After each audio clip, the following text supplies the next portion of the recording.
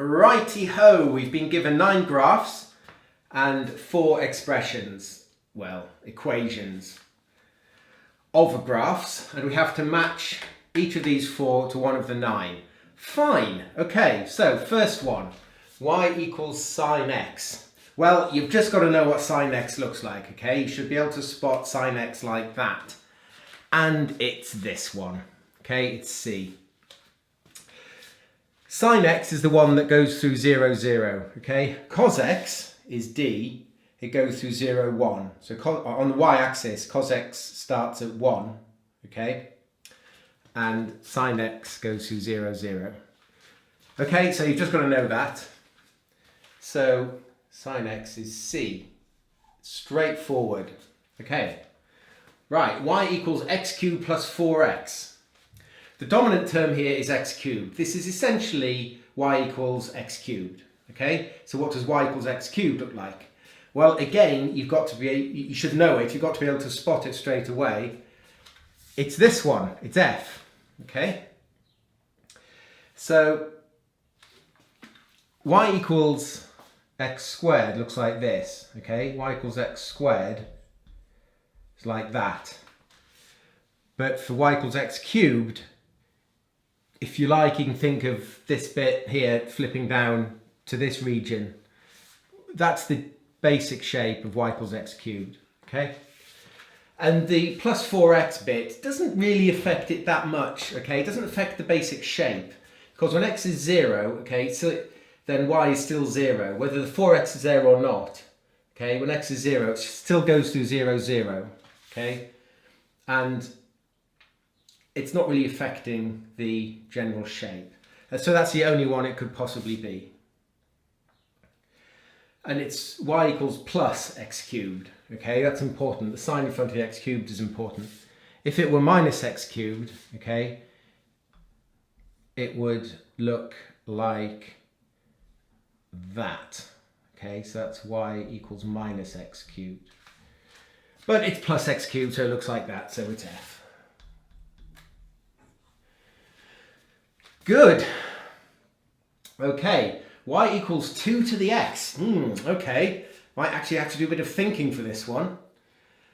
Okay, so if it's not immediately obvious which one it is, put in some numbers.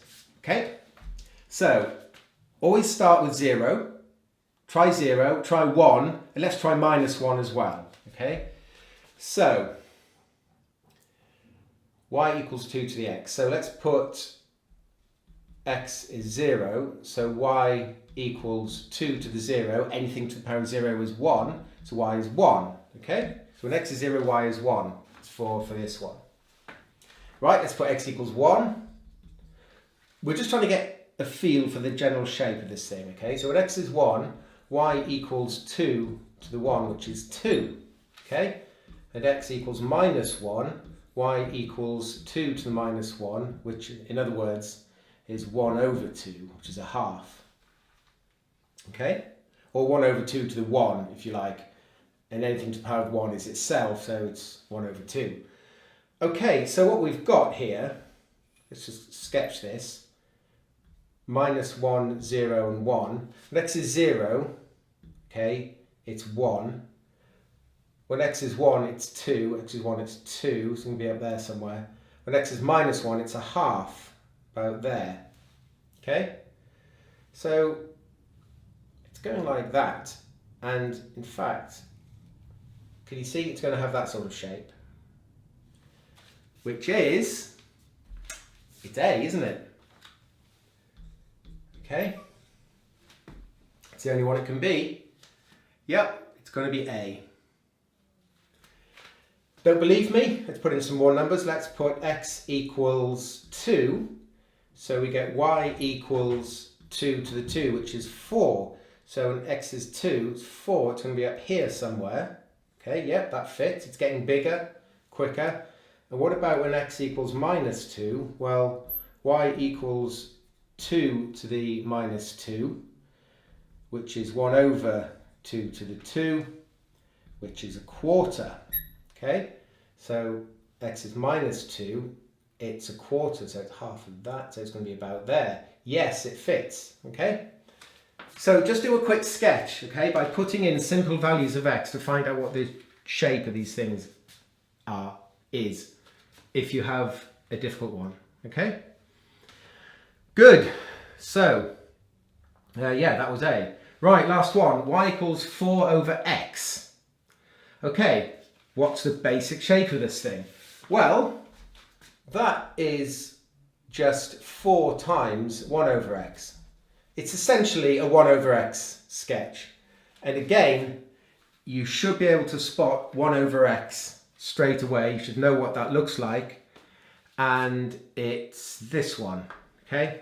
It's h. So, we're just multiplying that by 4, so just making it, sort of pushing it out a bit, but the same shape, the general shape is the same. So, that is definitely h. Okay? Other possibilities, could it be b? Well, b is, that the general shape of that is y equals minus 1 over x, okay? And this is plus 1 over x, so it is h. Just watch out for that. Yeah, good. So that's it. I'll just briefly explain why that shape is 1 over x. Put in values of x, okay?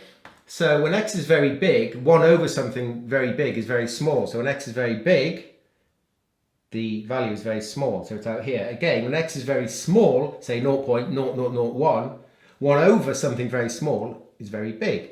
So when x is small, this is very big, see? And same for negative region. Same argument, but you just get negative values because it's negative. Good, there you go. So to sum up, if you get a tricky one, put in simple values and sketch the basic shape. Thank you for watching. I hope you found this video helpful. If you did, please click the like button and it would be a massive help if you could subscribe. It would also be amazing if you could support me on Patreon. All the papers and everything are on my website, drgem.com, and I'm also on social media. Thank you.